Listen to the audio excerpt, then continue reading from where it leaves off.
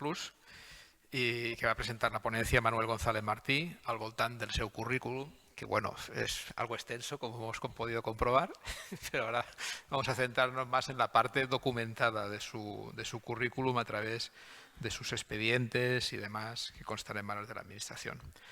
Irene Manclús es facultativa de Archivos con destino al Archivo Histórico de la Universidad de Valencia desde el año 2000, licenciada con grado en Geografía e Historia, sección de Historia Moderna por la Universidad de Valencia, máster en Archivística, Biblioteconomía y Documentación por la misma Universidad de Valencia, y como experiencia profesional pues es ayudante de archivos y bibliotecas de la Generalitat Valenciana desde el 91 hasta el 2000 con destino al Archivo de la Reina de Valencia, y también ha impartido cursos de formación sobre temas relacionados con archivística, y desde el año 2015 es codirectora del Diploma de Posgrado sobre Gestión y Preservación de Documentos Electrónicos de la Universidad de Valencia.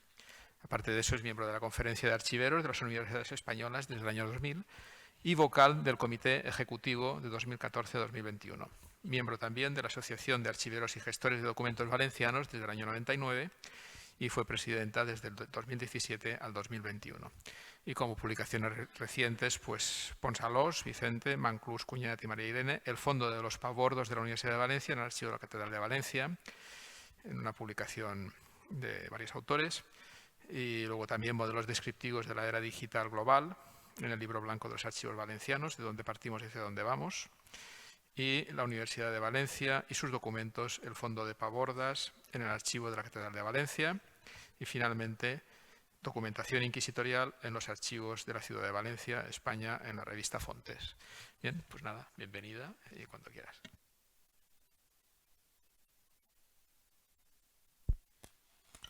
Moltes gràcies, Jaime. Jaume, sembla? Això de que el presenten, la veritat és que el dona un poc de pavor.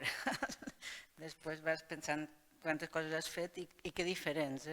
I totes molt allunyades de Manuel González Martí i de la història de l'art, ho sento molt. La meva mirada sobre Manuel González Martí, en primer lloc donar-vos l'enhorabona per aquestes magnífiques jornades. Ha hagut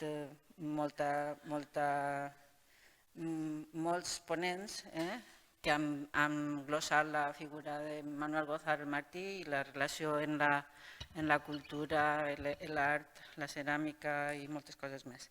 Entonces el meu quedarà així com un poc més pedestre, per dir-ho d'alguna manera, perquè bàsicament he treballat els documents que he trobat en els arxius, expedients de personal, expedients acadèmics d'ell, del seu pare i de gent al voltant d'ell.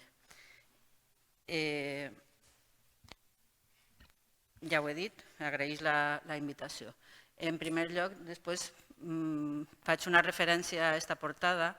La portada, la foto és d'un article que després el posaré en extens, que no sé l'autor, qui és, me'l va passar María José Bàdenas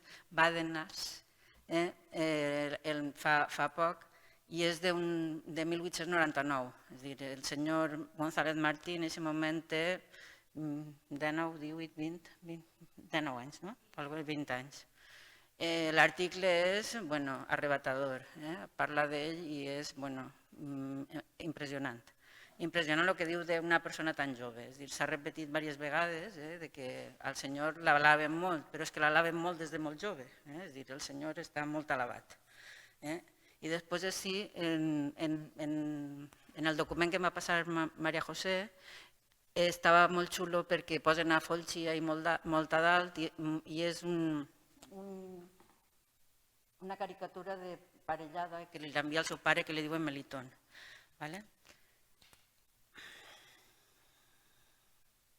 Comencem. Els agraïments als meus companys de professió els deixaré per al final. Avance pàgina. Es comença per lo més bàsic. Naix a València l'1 de gener de 1877 al carrer del Tor de Sant Gregori, número 21, pis tercer. He posat aquesta fita perquè després es donareu compte per què. El seu pare, Emilio González Pitar, que és natural de Morella, encara que els seus avis són de Múrcia, viuen a Morella, Miguel González Sanz és natural de Múrcia, posa que és empleat en la partida de naixement del senyor, que la presenta un munt de vegades a tots els llocs que es presenta, i el seu pare recentment he trobat que fa la revàlida de notariat, és empleat, però en 1885 es presenta a la Universitat de València, ell i el seu germà, per a fer la revàlida de notariat, encara que ja està treballant com a procurador davant dels tribunals en València. La segona part important de saber que treballa en els tribunals com a procurador en els tribunals de València també l'explicarem després. La seva mare, Vicenta Martí San Martín, que ja s'ha dit que va morir molt jove, era modista. Els avis també, ella era de València, el seu pare era fuster i la seva mare, lo de sempre, dedicada a sus labores, per no variar, i vivien a València. Ells sabeu que, sabeu no, s'ha dit que era 1904 quan es casa, no el 1905. Una de les tasques que ha fet és intentar centrar les dates perquè realment el senyor era brutal en la seva activitat, és dir, és que l'alaven però és que a més era d'una capacitat de treball apabullant. He centrat el meu treball en la formació acadèmica principalment i en els estudis primaris he trobat que segons Jaume Coll, el seu mestre era Joaquim Gimeno. Joaquim Gimeno Lleó és el fundador del Col·legi de Boix. El Col·legi de Boix va arribar a ser un col·legi ben important a València i tot això ho he tret gràcies a que en 1902 hi ha una Reial Ordre per la qual tots els col·legis privats de tot el districte universitari, el districte universitari de València comprenia Alacant, València, Castelló, Albacete i Múrcia. En aquesta època s'havien de legalitzar i aleshores havien de presentar tota una sèrie de paperassa. I entre la paperassa estava el reglament. D'aquest col·legi n'hi ha més fotos. He posat això, una per demostrar, perquè es vega la portada del col·legi, que damunt estava en el mateix carrer que naix González Martí, en el carrer de Sant Gregori, el Tor de Sant Gregori. Encara que aquest reglament és de 1902, en la part que explica i dona lloc al director d'aquesta època, que li diuen, es veu Esteban, li diuen, este senyor té que presentar tots els papers per poder regularitzar el col·legi. Entonces, entre ells presenta este reglament. Què passa? Que m'ha interessat posar-ho simplement perquè el col·legi estava al carrer que va néixer Manuel González i dos, per la part superimportant del tema que el dibuix per ells, per a aquesta escola, és superimportant. És a dir, posen gimnàstica i dibuix, i ho anomenen com que también en local ad hoc se ha establecido la clase de dibujo, enseñanza que reporta grandísimas ventajas en todos los ramos del saber humano. O sea que ya el col·legi al qual acudeix Manuel González Martí en la seva infantesa ja té ahí un punt que l'ajudarà, suposo, la formació. Ja sabeu que quan més menuts ens formem tenim poso, quan més menuts som, més esponges som. Entonces, això és la part de la formació primària. Després passa al Reial Col·legi de Sant Joaquín de les Escoles Pies, és on cursa el batxiller. En aquest moment, el Col·legi de Sant Joaquín de les Escoles Pies, en el moment en què està estudiant, ells comencen en 1887 i acaben en el 94, com veieu ahir. Això és una part del certificat acadèmic. I l'altre que he posat és un dibuix que fa el propi Manuel González Martí, que està en l'arxiu del museu, en 1899, de la portada del Col·legi de les Escoles Pies. Què passa ahí? És dir, el que passa en aquests col·legis és que un col·legi ha escrit a l'institut. Ell estudia lliurement tot el batxiller i acaba fent un examen davant dels professors de l'Institut Tècnic de València, l'Institut General i Tècnic de València, l'actual Lluís Vives. Acaben de 7 anys, que era més o menys l'edat. D'allí comença els estudis de dret en la Universitat de València i està fent dret fins a que en 1898, el curs de 1898-99, se'n va demanar trasllat a Valladolid. Per què demana trasllat a Valladolid? Molt divertit el tema. Pues jo crec que és que s'enganxa en la assignatura de procedimientos judiciales, no l'aprova, és dir, les notes no són una gran meravella, és dir, les notes meravelloses les té posteriorment en una altra cosa.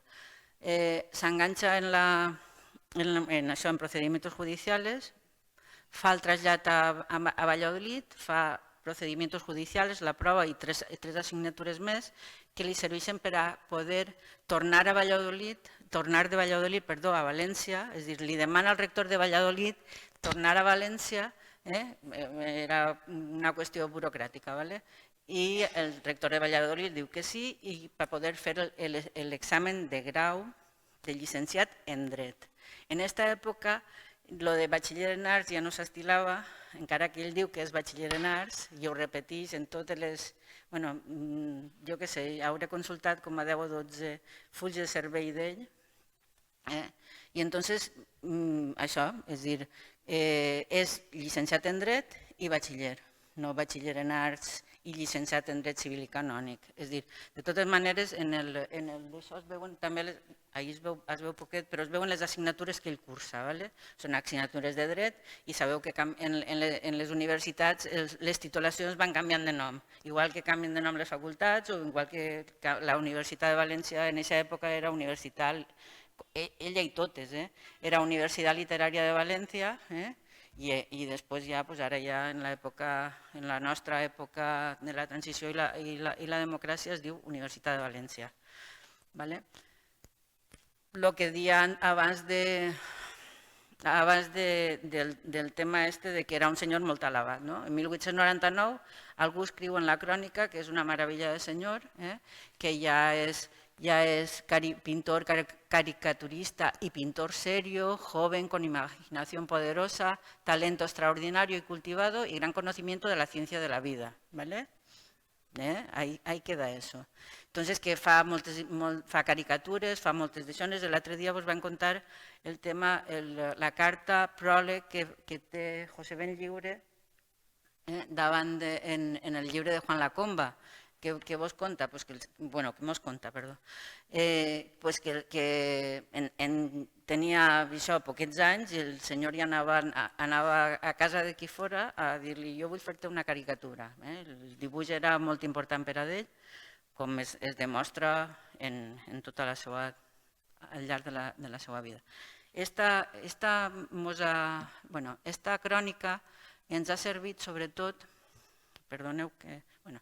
M'ha servit sobretot per a fixar que quan acaba dret el seu pare coneix i fa de procurador per a un advocat que li diuen Francisco de Asís Alcántara Troya, natural de Cabra, però que viu a València. Viu a València i treballa a València. Entonces, ell és procurador davant dels tribunals actuant en nom de l'advocat i de la persona a la que es presenten en el jutjat. Entonces, ell, als primers temps, el que passa és que ahir tinc un problema i és que no sé quant de temps està, però al primer temps sí que diu en la crònica aquesta que està treballant, està estudiant, que a més de fer tot el que fa de dibuixos i de caricatures i de revistes i de publicacions i de tot, i de col·laboracions, a més està estudiant dret perquè li servisca pel futur. En el següent de la formació ja veieu això. No he pogut, i a més li vaig preguntar al senyor Delicado l'altre dia en l'arxiu de l'Acadèmia de Belles Arts de Sant Carles, no he pogut pillar de cap de les maneres, i si algú se ho sap, per favor que m'ho diga, els estudis en l'Acadèmia de Belles Arts de Sant Carles, quant es fa o com es fa o qui es fa. No he pogut pillar-ho, no ha hagut manera. No ha hagut manera. En totes les En tots els articles que es fan sobre González Martí, parlant de la seva biografia, sempre es parla que, i a més és que ell també ho diu, en l'Acadèmia de Belles Arts de Sant Carlos. Bueno, doncs jo he pillat, l'únic que he pillat és això, una matrícula que ell demana per a fer dibuix lineal en 1903, demana una matrícula, i per a fer mecànica industrial en 1904, dient que ha fet estudis lliures de perito agrícola i perito mecánico libremente, però libremente jo no sé d'on, no tinc ni idea, no he aconseguit. És a dir, que sí que n'hi havia escoles que podien fer lliurement, que sí, és a dir, que n'hi havia col·legis que cursaven aquestes coses lliurement, i llavors després anaves i tu t'examinaves i ja et donaven el títol. Igual que dubte, que no sé, això me s'ha oblidat preguntar-li a Maria José, dubte que el senyor mai demanarà el títol de dret. I ho dubte per una cosa que li diu el senyor rector en un dels escrits. Al final, quan ja té 30 i no sé quants anys, fa perit mercantil en l'Escola Superior de Comercio de València. Fa el perit mercantil, li convaliden un muntó d'assignatures de les que havia cursat entre el batxiller i la universitat, en fa un muntó de noves, així ja se n'ix de tot, són tot matrícules d'honor. No sé per què, però són tot matrícules d'honor. I diu que el senyor ja li havia posat un poc més de seny als estudis i llavors ja treia notes desgarrades.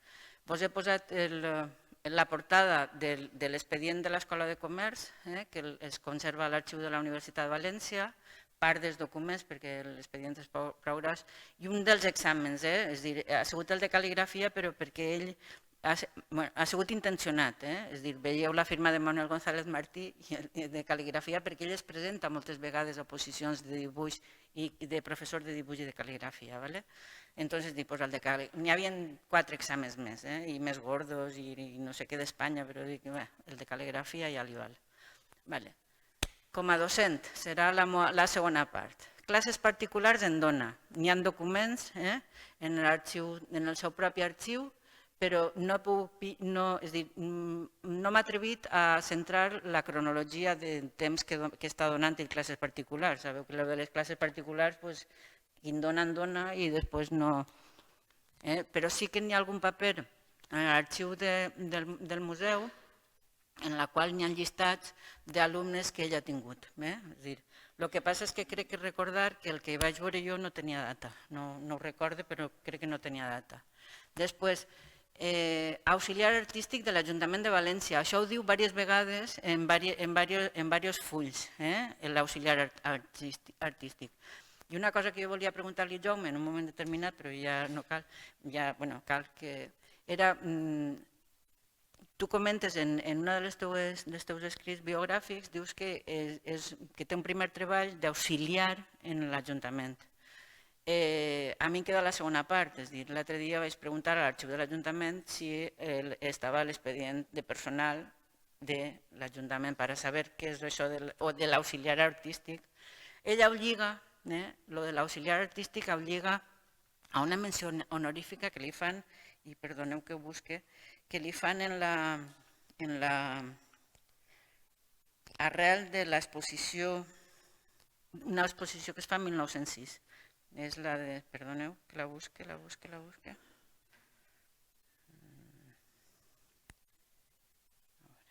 Ho tenia apuntat però no ho trobo.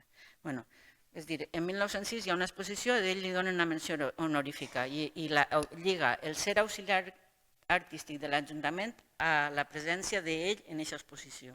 No sé si és regional, no me'n recordo. Una exposició, però en el text està.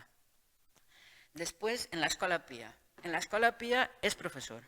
L'Escola Pia va perdre els seus arxius en la Guerra Civil, però a l'Escola Pia, en l'arxiu de la universitat, hi ha molta documentació que en un moment determinat vam estar treballant, l'arxiver, el xic que feia d'arxiver en l'Escola Pia i jo, vam estar treballant i digitalitzant i fent un catàleg, i A més, li he preguntat, entonces m'ha passat 2 o 3 documents.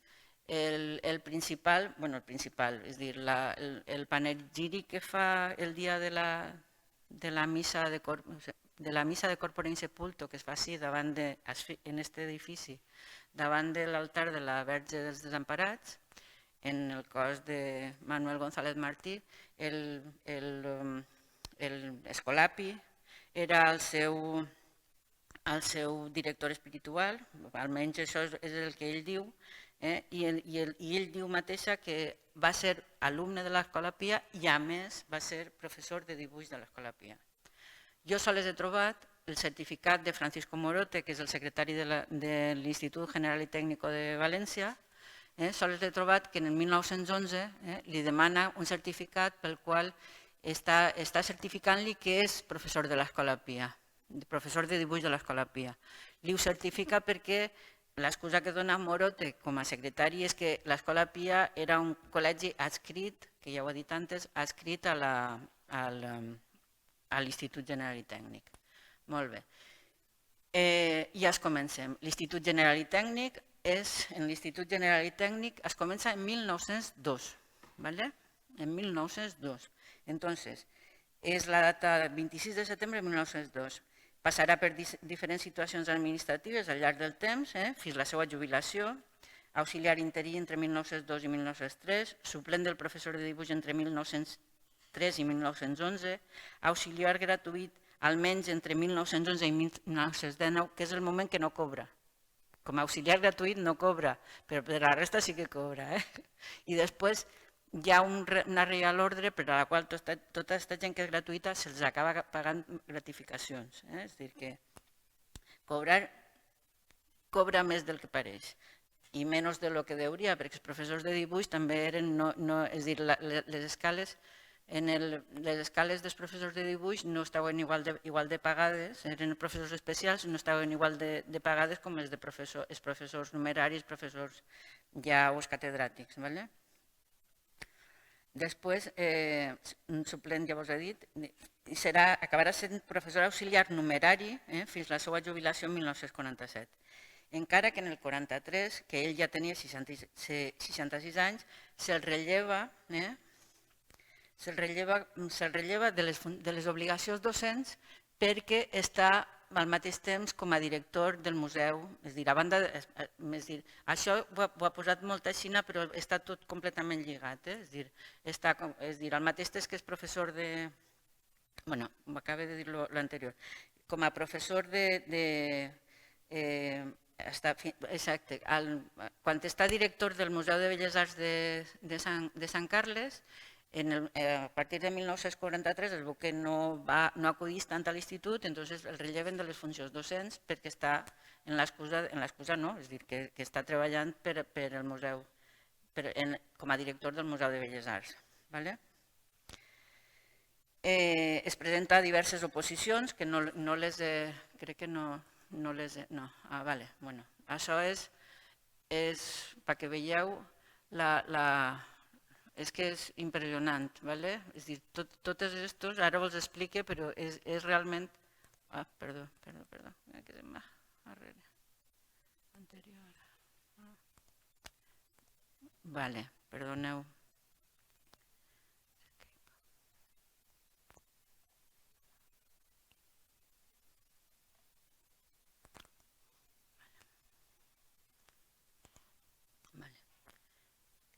He fet, el que heu vist ara és un esquema on he posat les dates, he posat el centre, he posat el càrrec que tenia i a més en la part del final, el quart, que després ho explicaré si anava molt ràpidament, la quarta columna és coses que està fent al mateix temps que està com a professor en tots els llocs que està com a professor.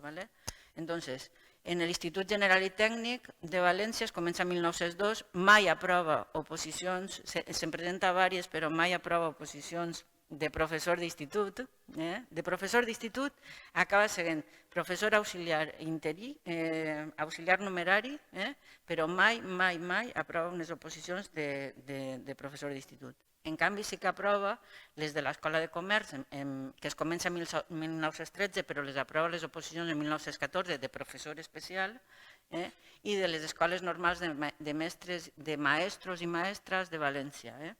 En aquest moment les escoles estaven separades. Ell era professor de les dues, però jo crec que a la de maestres ell no donava classe, que hi havia una professora, això ho he de comprovar, però que hi havia una professora que donava classe de dibuix en l'escola de maestres de València, de les dones. I després, en l'escola de ceràmica de Manises, que es comença com a secretari en 1916, en el 1922 el nomenen director, està director fins a que jubila. I després parlaré un poquet del període de la guerra. En l'escola de nàutica vaig trobar un paper així, en la qual li demanen que siga professor gratuït de l'escola de nàutica que estava en l'institut. L'escola de nàutica de València estava en l'institut, en el propi institut. Entonces li demanen que siga professor auxiliar gratuït del curs 22-23. Això és l'únic paper que he trobat. En 1936 se'n va, en agost del 36, se'n va a Madrid, el refugi. En juliol, vale, juliol, sí.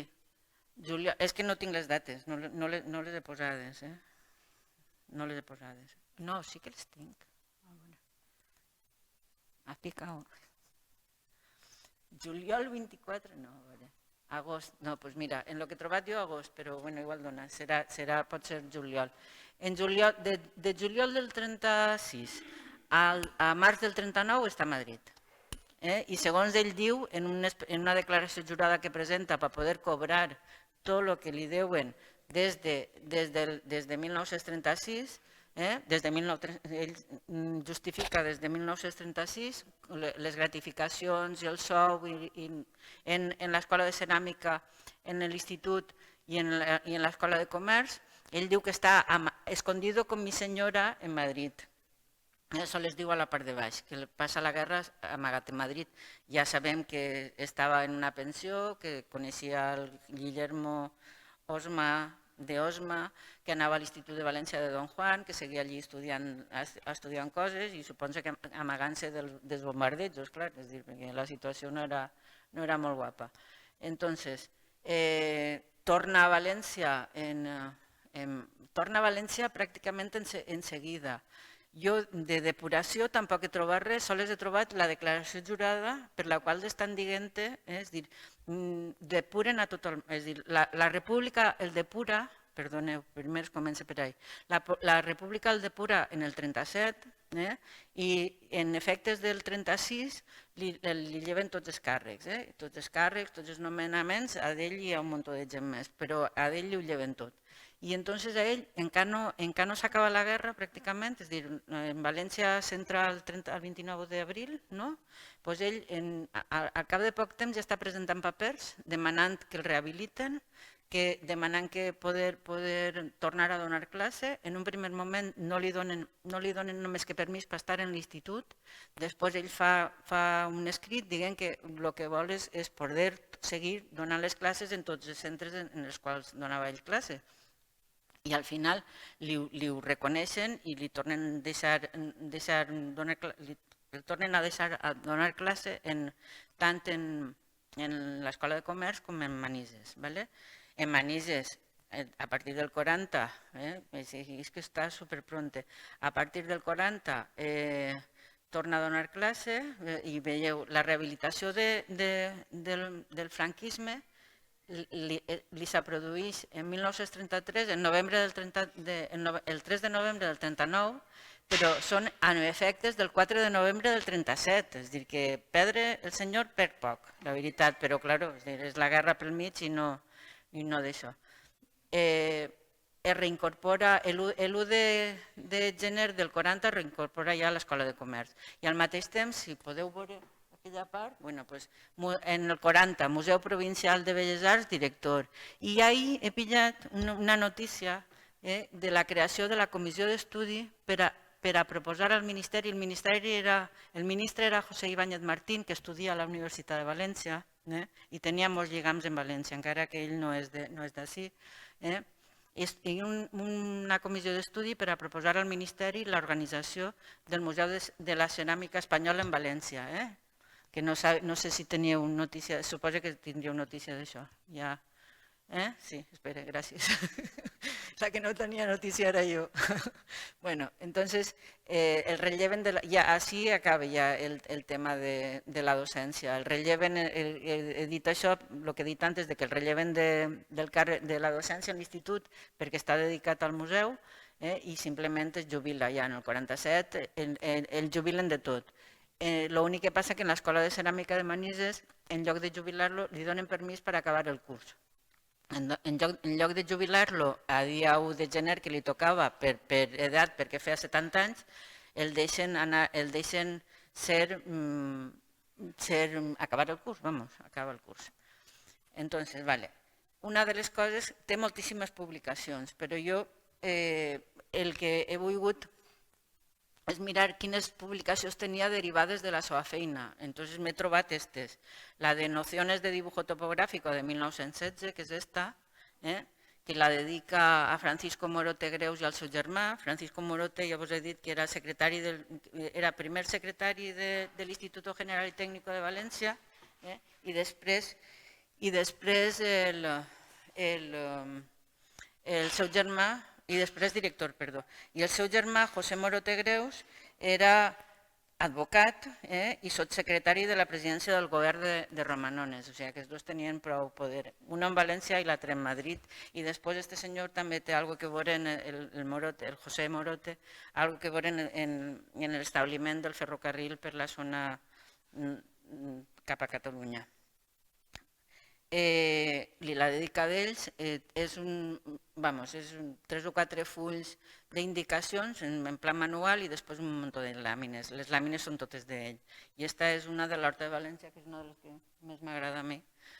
Són totes en blanc i negre, malauradament, però bueno.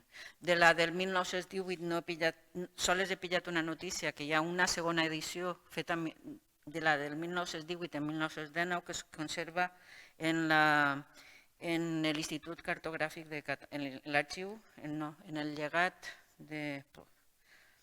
en un llegat que conserva l'Institut Cartogràfic de Catalunya, no he pillat més. I després la que he pillat és la del 34, que així ja fa més cosa, també les làmines també són d'aquest estil.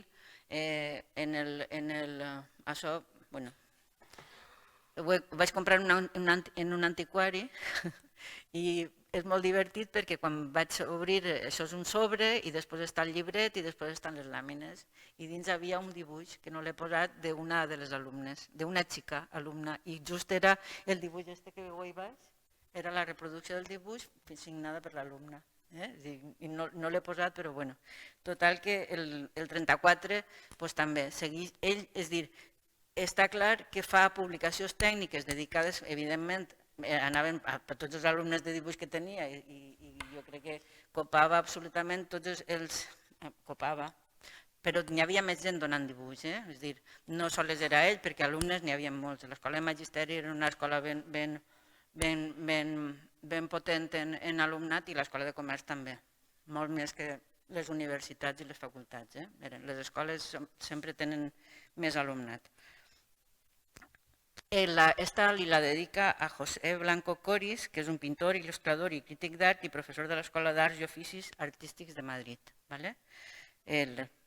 La dedicatòria a ell, a mi mejor amigo, a mi buen amigo, no és llig.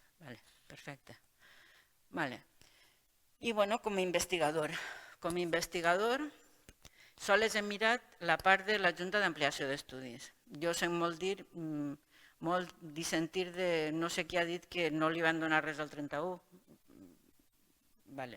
Els dos anys, el 1911 i el 1931, són els 2 anys que gaudeix de pensió de la Junta. El primer es comença en 1911 i se'n van el 23 de desembre del 1911, se'n van ell i Amèlia, viatgen junts, i jo crec que en companyia d'Elvira hem decidit que el segon viatge que fan, que és entre el 31 i el 32, que són 9 mesos de pensió, i que després veureu el passeig que es peguen, se'n van els dos junts. És a dir, no es queda allà si ell se'n va. No, és a dir, els dos estan fent moltes coses, bueno, fan les coses a la Limón, és a dir, això ho tinc claríssim. És a dir, sempre es parla de Manuel González Martí, però Amèlia és fonamental. El que passa és que, com sempre, les dones no posem el nom. ¿Vale? Necesaria, por no decir otra cosa.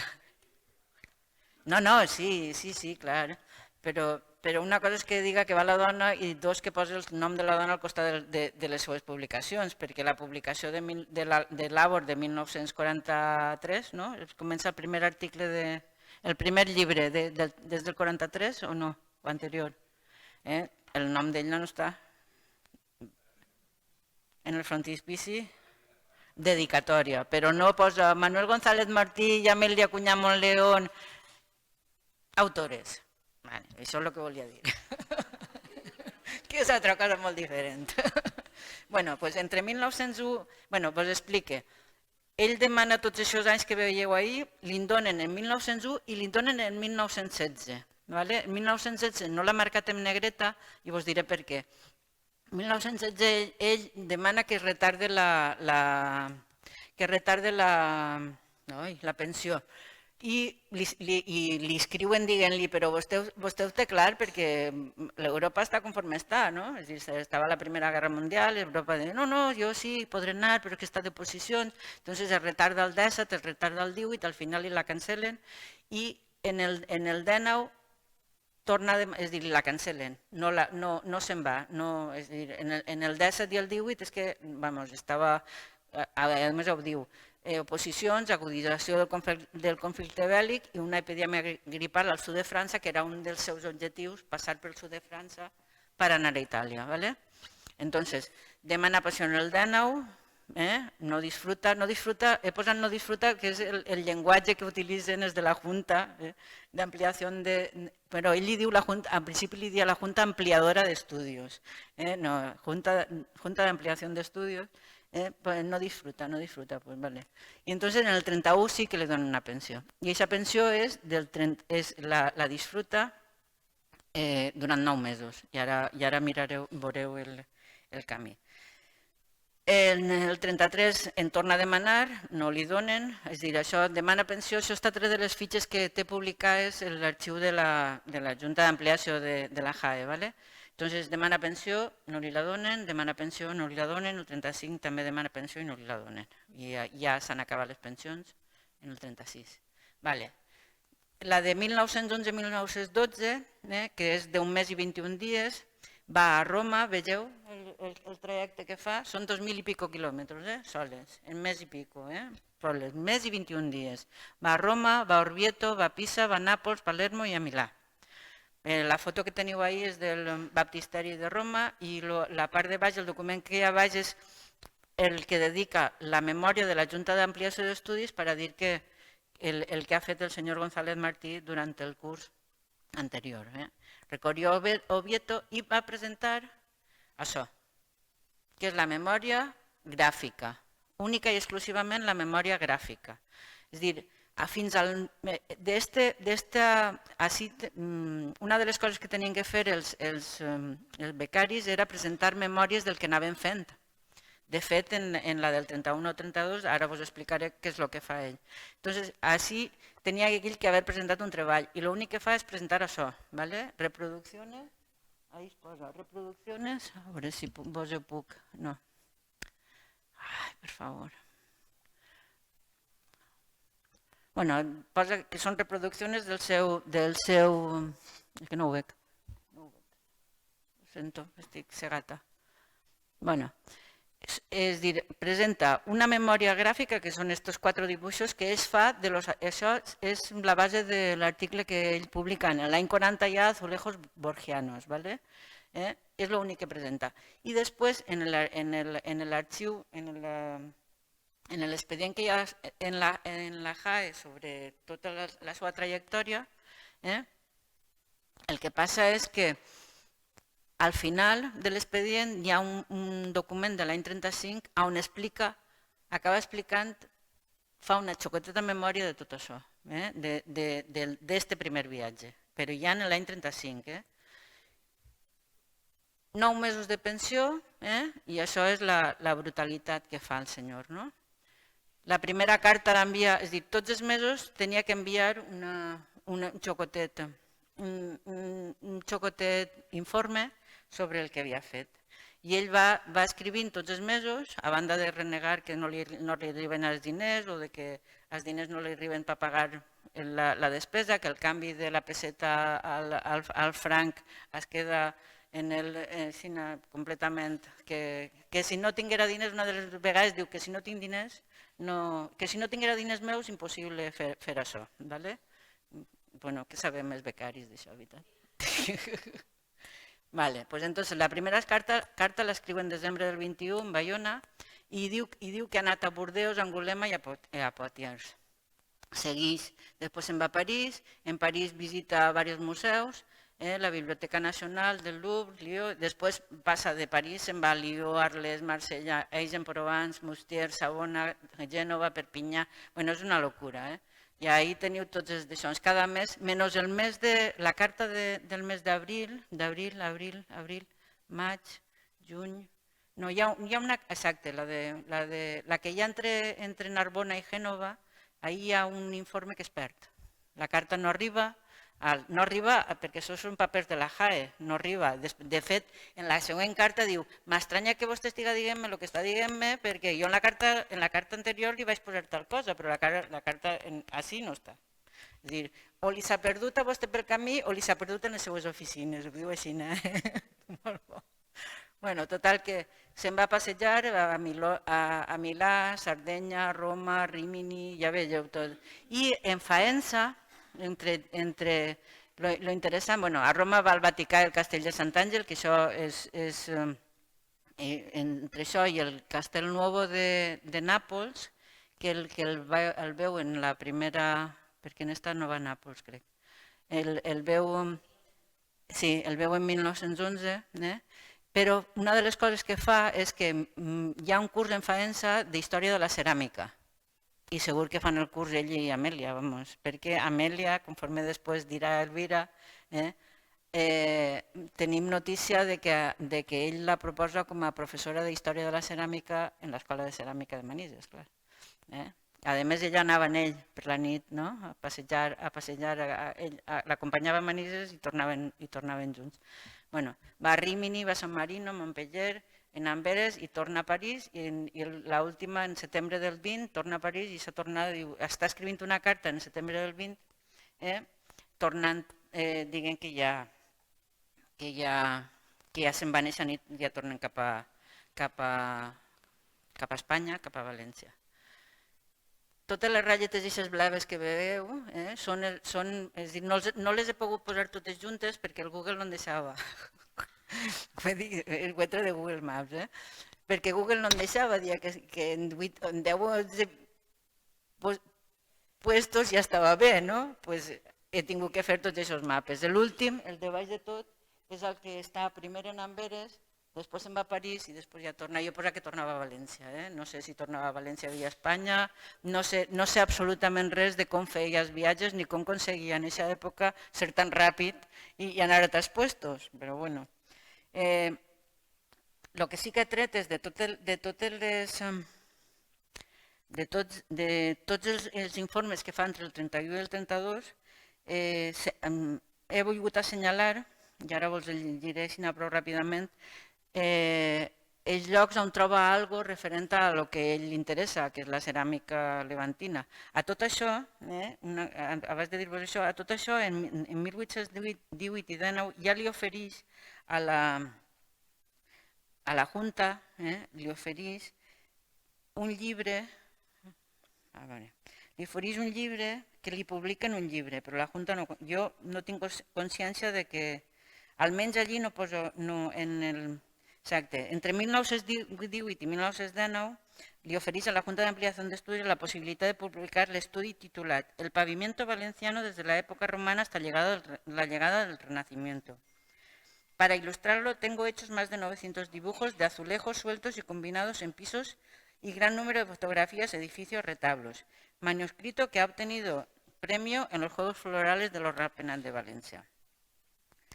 En aquest estudi estan les investigacions que va fer entre 1911 i 1912 i després està dient que lo incluirà en aquest llibre els resultats de les investigacions que puga fer si li donen la pensió. No li donen la pensió, no incluye resultats, però bueno, això és. Entonces, més tard també torna a oferir-los un llibre. A oferir-los fer un altre llibre, però jo ja no me l'he apuntat, ho sento. Vale.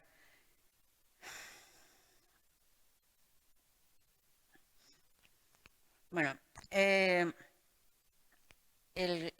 resultats de tots els informes que fa cada mes durant el 31 i el 32, per exemple, diu que en Bordeus ha trobat en el Museu Arqueològic un centre de taula blava i reflexe del segle XV fabricat a Manises, que fins a aquest moment estava catalogat com un sículo musulmà del segle XVI, i li diu al director que faig el favor de canviar allò, que no està bé. En París, en el Museu d'Arts Decoratives, diu fragments de ceràmica... Ell el que fa és dibuixar uns fragments de ceràmica de Konya, d'Àsia Menor del segle XIII. Era especialista en ceràmica medieval, no? Doncs també li interessa això. En el Museu de Cluny, un calco d'un socarrat, placa de fang pintada en Manises. En el Louvre, una còpia de fragments de ceràmica espanyola. I en la manufactura de sebres, calcos de taulells de Manises del segle XV. En Albi, taulells medievals valencians del Palau dels Arquebisbes. En Narbona, taulells procedents de Paterna. En Pisa i en Florència, mostres de ceràmica també procedents d'ací. En Càller, aconsegueix estudiar una vitrina amb ceràmica valenciana dels segles XIV i XV. I en Roma, el castell de Sant'Angelo i el Vaticà, on en 1931 observa que els fragments dels pisos d'Alexandre VI, que ell havia copiat i que heu vist en l'informe gràfic de 1911, havien desaparegut. I ho constata en el seu informe. I en Gante també, en el Museu Arqueològic, també troba vestigis. I jo crec que ja he dit prou del senyor Manuel González Martí. Sols vull donar les gràcies, és a dir, això, els agraïments finals a Maria José i a Jaume, però també vull donar les gràcies als companys de l'Arxiu Històric de la Comunitat Valenciana, de l'Arxiu de la Universitat de Valladolid, de l'Arxiu General de l'Administració del Canadà d'Henares, de l'Arxiu de l'Escola Pia, de l'Arxiu de l'Acadèmia de Belles Arts de Sant Carles i de l'Escola de Ceràmica, que m'ha permès, el personal de l'Escola de Ceràmica em va passar, que no sabien que el tenien, un llibre d'actes de la Junta de l'Escola que es comença, ells pensaven que era del 21, però es comença en el 31. I això ens ha servit per a localitzar també a Amèlia dintre de l'Escola de Ceràmica, no sols acompanyant-lo en el tornat. Moltes gràcies.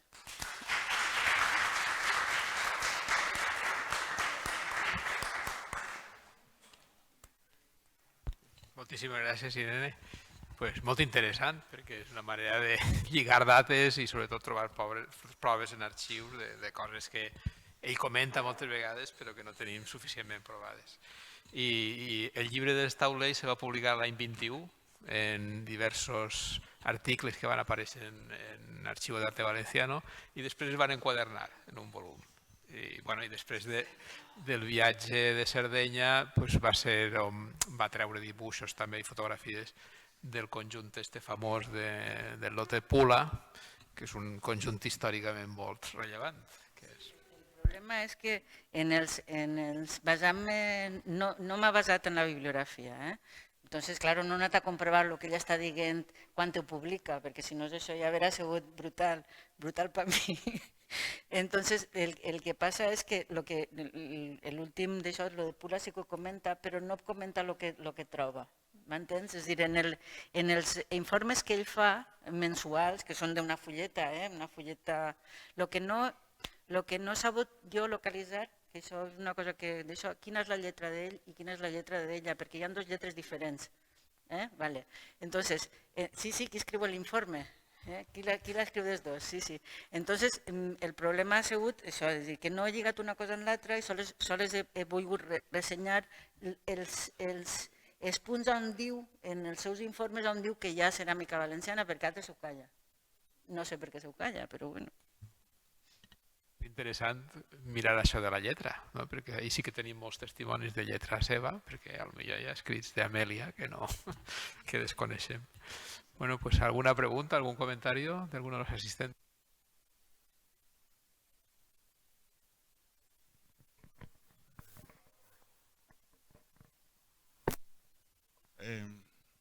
Con anterioridad me habías comentado que habías localizado la Gaceta de Madrid donde se publicaba el cese de delegado regio. ¿Me puedes dar la fecha? Sé que era el año 31.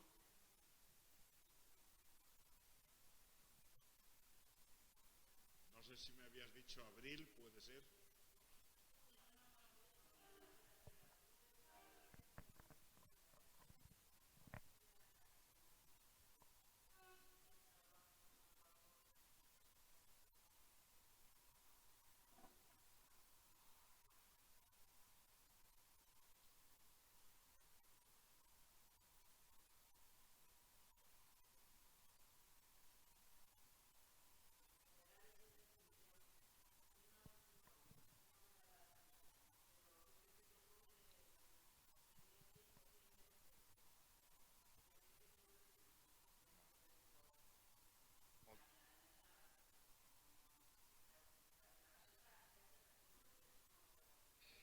Que lo pide él formalmente, seguramente.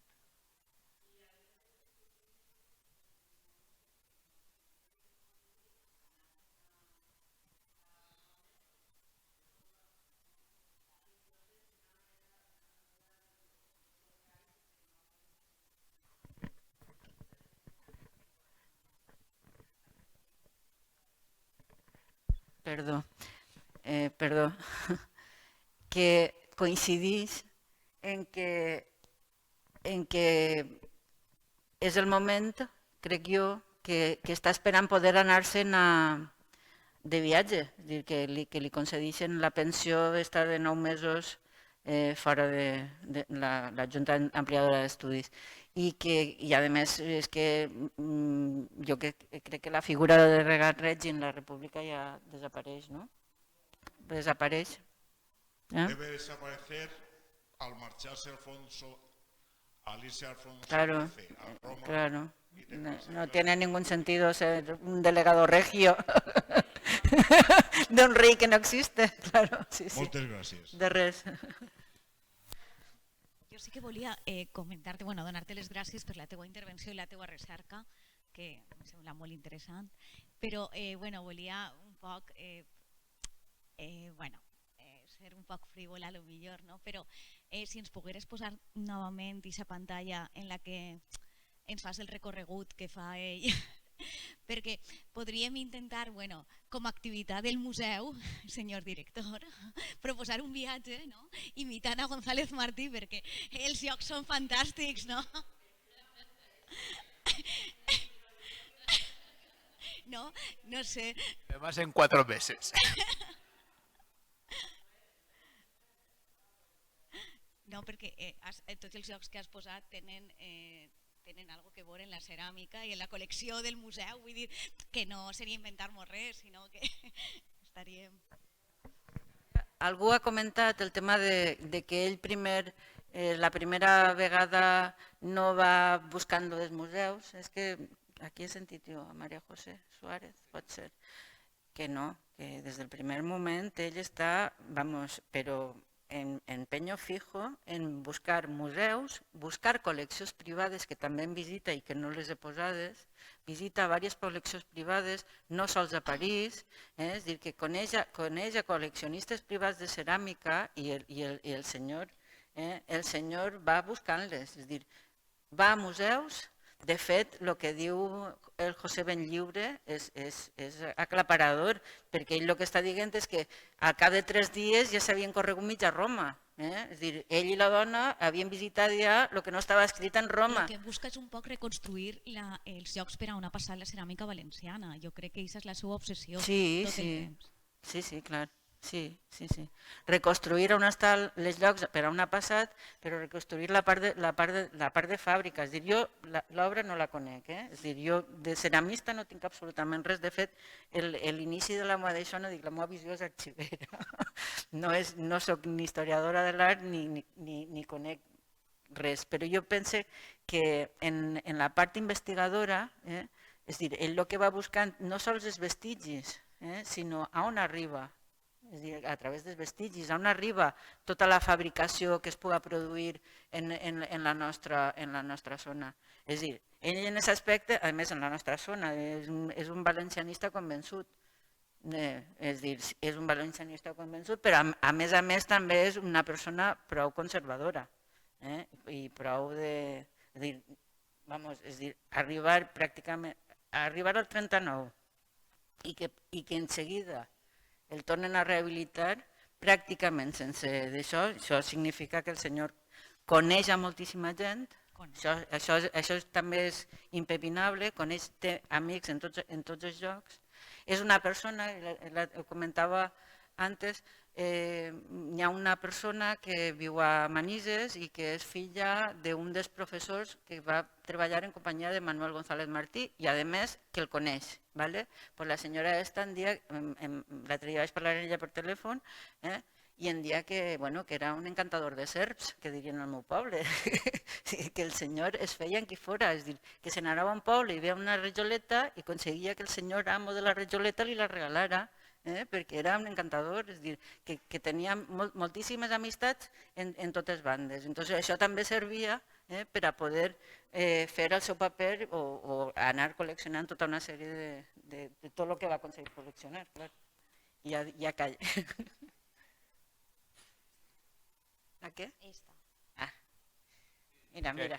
Aquí puede sorprender pues que haya sitios como Potiers, bueno, París evidentemente, yo qué sé, no sé si habla... Bueno, él no solo busca dónde hay cerámica valenciana, que lo ha visto en publicaciones, sino que busca incluso los sitios que aparecen mencionados en documentación medieval que se ha publicado.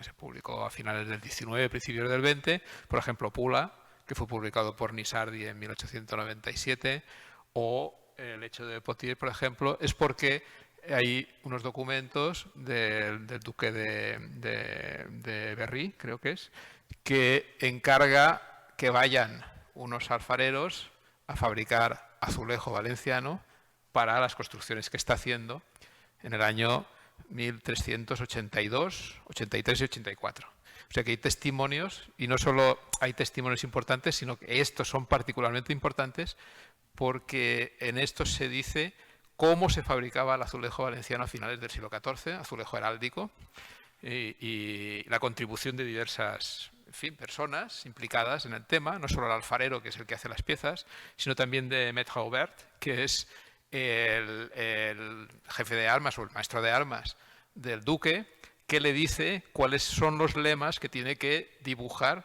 traspasar a una piel que luego perforará y utilizará como base para hacer la producción seriada. O sea, ese documento es una joya. Entonces va allí pues, a ver si encuentra algo. Efectivamente, todavía se conservan restos de estos azulejos hechos por Jean de Valence y por Jean de Giron en las colecciones que están en algunos de los museos y que se han encontrado más en excavaciones recientes. Esto mereció incluso una publicación hace poco. Bueno, quiero decir que no daba puntada sin hilo, como se dice. No daba puntada sin hilo, però bueno, l'altra cosa que, bueno, a mi, jo m'he reconciliat un poc amb Manuel González Martí en MGM,